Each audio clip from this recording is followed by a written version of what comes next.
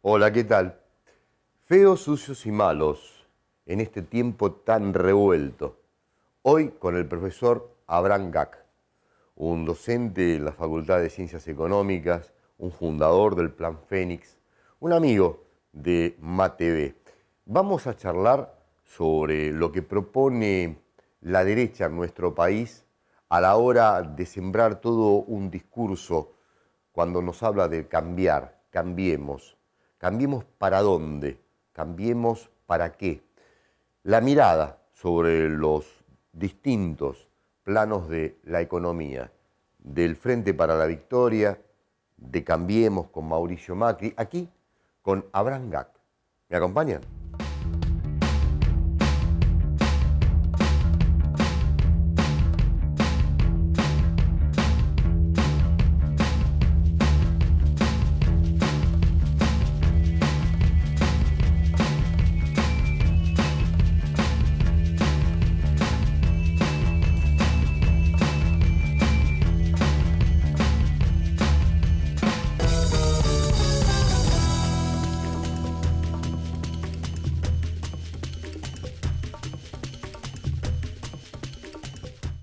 Tal cual les contaba recién en la apertura de Feos, Abraham Gac, economista, muchos lo van a ubicar cuando uno dice, bueno, el grupo de trabajo de investigación desde lo popular en la Universidad de Buenos Aires, cuando uno dice Plan Fénix y cuántas otras producciones.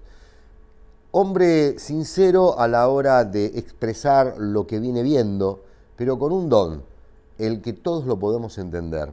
Abraham, gracias por estar con nosotros en No, un Feos. placer. Muchas un placer. gracias.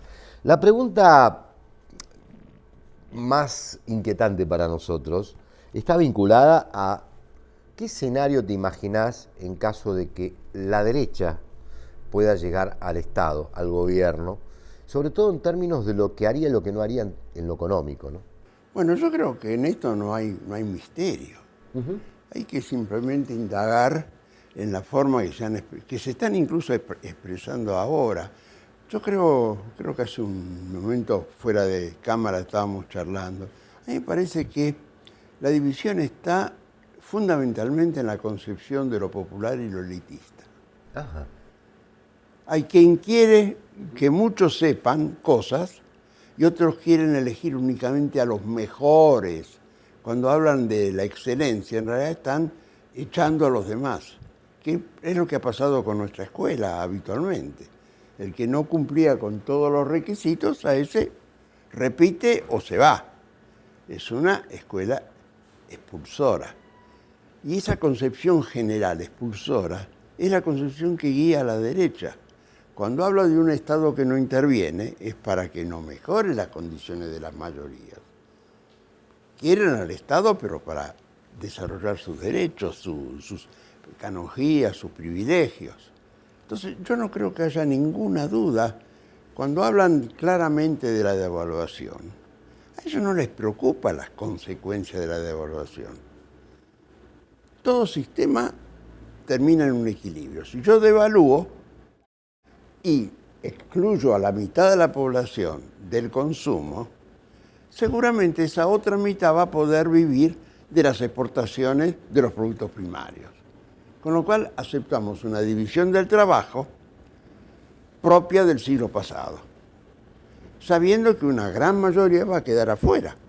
Entonces, unido a la devaluación, está unido el hecho de que claramente van a abrir el mercado a la importación y se van a someter a las disposiciones de los organismos internacionales porque van a tener que recurrir, porque se les va a generar un déficit. Si vos destruís la producción local, no vas a cobrar IVA, vas a reducir el impuesto a la ganancia, vas a reducir todos los impuestos.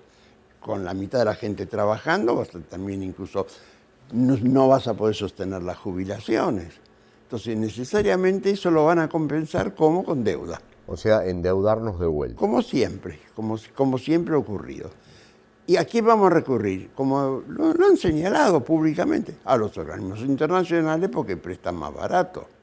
Lo que no dicen que esos préstamos son todos condicionados. Intervenir dentro del Estado.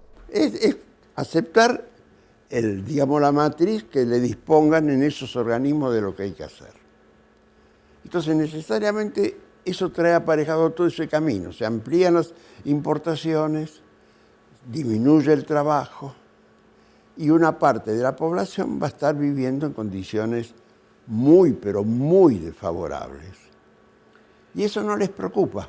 Abraham, Porque para eso tienen la fuerza, generar miles y miles de policías, gendarmes, hasta quieren traer al ejército. No lo ocultan. Públicamente lo han dicho, que quieren al ejército que entre en las villas. ¿Para qué? ¿Para saludar a los vecinos? No. Abraham, vos sabés que en estas horas se habla mucho de que el gobierno, si es Macri quien llega, sostendría una cantidad de conquistas que produjo Cristina y Néstor Kirchner. Por ejemplo, la asignación universal por hijo. Ahora, quienes vienen siguiendo a los asesores económicos y a los que aspiran a manejar el Ministerio de Economía de un hipotético gobierno de Macri, dicen, claro, hay otras cajas que sí les interesa mucho más. Podrían dejar la cantidad de miles de pesos que implica la asignación porque les interesa otra. Esa la dejan, pero sacan de otro lado. ¿Cómo sería ese comportamiento? No, además la dejan porque no, la derecha no es tonta. No se va a generar un compromiso. Ellos tienen un mecanismo muy fácil. Van reduciendo digamos, el acompañamiento de los valores de ese subsidio, de la asignación por hijo, y pronto va a perder peso relativo. Y si simultáneamente, como dicen muy bien ellos, y lo señalan, nadie se puede ignorarlo, sacan los subsidios, subsidio al transporte, subsidio a la luz, subsidio al gas, bueno, ahí automáticamente reducen la capacidad de consumo de la población. Entonces, realmente este tema de sostener de palabra, en realidad yo digo sostener de palabra porque van a sostenerlo, pero van a irle quitando valores. Ya mismo están diciendo que las jubilaciones son excesivas. Hoy hablan del 82%, pero simplemente es demagogia. Lo que ellos quieren, sinceramente, es el peso menor, porque no van a tener los recursos para atender en la forma que se atendió hasta ahora. Claro, o sea, libero el dólar, traigo la importación, disminuye el trabajo. El consumo interno. Totalmente. Disminuye el trabajo, empieza la cesantía, empieza el empobrecimiento. No, claro, empobrezco a la masa asalariada que empieza a aceptar condiciones de trabajo precarizadas. Es todo un esquema, pero además repetido, que lo conocemos. Tendrá unas formas más elegantes, seguramente, algunas formas diferentes, pero en el fondo, digamos, al final del túnel es eso. Abraham, ¿crees que el pueblo se suicida? Yo creo que los pueblos no se suicidan. Ajá. Por eso soy optimista. Yo nací optimista, ¿no? Pero de todos modos hay que tener muy en claro por qué razón puede tener un apoyo como ha tenido en un país que no tiene esa proporción de beneficiarios futuros de una política económica de derecha. Yo creo que hay un sustrato de que no se ha logrado llegar con un mensaje claro de cuáles son los objetivos. Pero además también no se ha señalado que el otro camino, el camino heterodoxo, es un camino llano, no es algo que ya conocemos como es. Es algo que tenemos que ir armando con el tiempo y que vamos a tener dificultades, porque lo que pasa fuera de la Argentina existe. Y nosotros de la noche a la mañana no podemos modificar una estructura industrial que pueda competir con aplicación de ciencia y tecnología en los nichos donde no es necesario competir con bajos salarios. ¿Por qué vamos a pagar $2 por día a los obreros para poder competir? ¿Es eso un destino para un país como el nuestro, que tiene territorio, clima, gente, capacidad intelectual. Yo te quiero llevar a algo que a mí en lo particular me inquieta muchísimo. Me causa escozor el silencio que hay respecto a los recursos naturales a la hora de discutir propuestas por parte de el movimiento conservador o de derecha o el macrismo puntualmente. Me causa escozor incluso a la hora de escuchar a Scioli también, porque hay una ausencia. Creo que es generalizado el tema. Y en este momento, cuando uno se entera que Estados Unidos empieza a vender para el año que viene, en un acuerdo que hizo con demócratas y republicanos, los recursos que tiene envasados de su propio petróleo, cuando uno se entera de esas cosas y observa cómo los recursos naturales empiezan a ser un bien tan estratégico que hasta pueden generar una tercera guerra, o sea, ¿qué sentido hay en nuestro país con respecto a nuestro territorio? Porque hasta ahora el macrismo no ha dicho nada con respecto a esto, y poco Scioli. O sea, ¿qué lectura haces de lo económico respecto a este escenario? Yo creo que la sociedad argentina no está preocupada por el destino de los bienes naturales que la naturaleza... Para nada. Tan es así que a pesar de que tiene información concreta de que determinada producción agraria, primaria, significa al mismo tiempo un ataque a la vida de los seres vivos, no obstante no se altera. Yo no escucho una voz que diga, no, paremos el glifosato porque el glifosato mata. Bueno, uno de los hombres claves de la empresa que produce el glifosato va a ser el ministro de Agricultura de la provincia de Buenos Aires. Es un detalle más. Pero claramente es que no hay interés, no hay una preocupación. El tema de la minería. Ha habido un accidente realmente importante en San Juan, y eso fue noticia de unos días en los medios, acallado desde luego por los intereses en juego, pero la población no se sintió tocada por el tema, ni siquiera inquieta, curiosa, no existe el tema. Tal vez porque la urgencia del momento hace que se deje para después esos temas de cuidar la naturaleza. Me parece que es un tema de la cual no nos vamos a poder liberar en un futuro cercano. Ahora, me quedan 2 minutos y quiero preguntarte, si tuvieras que hablarle a quien te está viendo en su casa en este momento, ¿no? Y con la mano en el corazón decir, bueno, mira, a mí me preocupa que te equivoques, que nos equivoquemos. ¿Qué le dirías o qué le pedías que valore de estos últimos 12 años de tanta lucha por reconstruir el derecho popular en la Argentina? Bueno, solo 2 minutos. Sí, 3, ponele. Yo le diría que mire un poco el conjunto. No ha habido un periodo de 10, 12 años con una gestión que uno podrá imparcialmente criticar, tener alguna objeción, pero en el fondo una clara política de favorecer a la población mayoritariamente. Cada cosa que se ha hecho ha significado, pero así, claramente, un objetivo de mejorar las condiciones de vida de la mayoría. Sostener las paritarias no es solamente para que tengan los petroleros muy buen sueldo. Sostener las paritarias es mantener un proceso de dignidad en la relación del asalariado con el capital. Ese es un aspecto. Se han tocado códigos que venían 50, 60, 70 años sin tocar. Todo eso requiere una tarea profunda y fue hecha notablemente por talentos.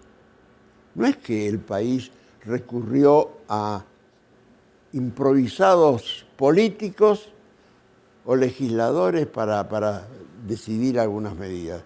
Juntó a las mejores cabezas, juntó a los mejores cerebros para lograr muchas de estas cuestiones. Yo le digo simplemente a quienes estaban en esa AFJP, el día que el gobierno anunció que nacionalizaba, ¿Creyeron que iban a cobrar el sueldo al fin de mes? ¿La jubilación a fin de mes? Estoy seguro que no. Pero el sistema funcionó. Cuando se estableció la asignación por hijo, 3,5 millones de chicos cobraron a los pocos meses. Y no hay una voz que diga que hay un puntero detrás de la asignación. Porque se hizo en una forma absolutamente transparente.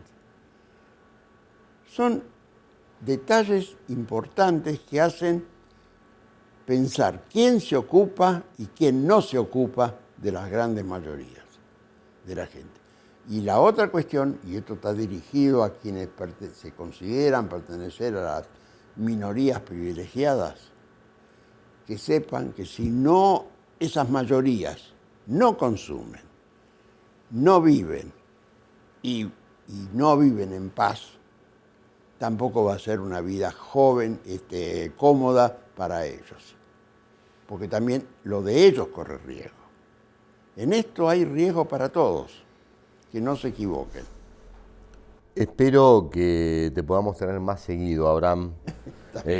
Pronto MATV estará surcando muchas casas, entrando a muchas casas en la capital federal y estas cabezas son necesarias, no solo por la experiencia, sino porque permanentemente está el trabajo, el estudio.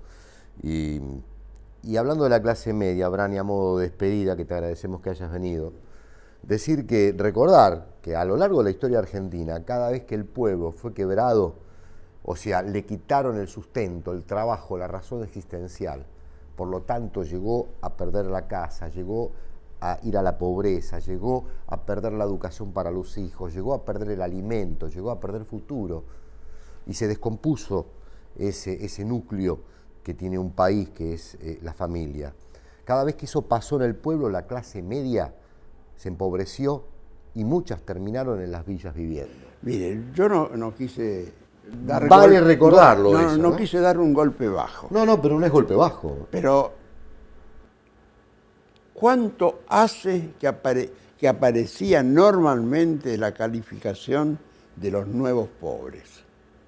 ¿Cuántos conocí yo siendo rector de una escuela, ver a los padres de los alumnos, que en una escuela de clase media, padres que vienen a decirme que se quedaron, que tienen que dejar la casa, que se van a vivir lejos?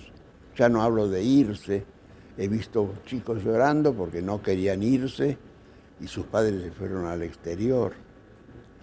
Padres que dijeron, yo tenía una fábrica y ahora me dedico a corretear cinturones.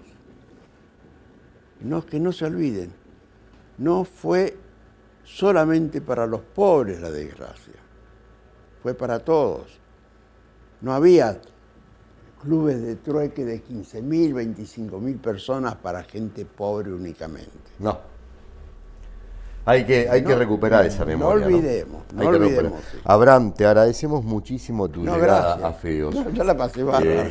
Y espero que ustedes también, en el sentido de haber podido tener elementos para mejorar la capacidad de reflexión que todos necesitamos en esta coyuntura tan específica. Nos reencontramos seguramente a las 19, como siempre, mañana. Abrazo grande, gracias.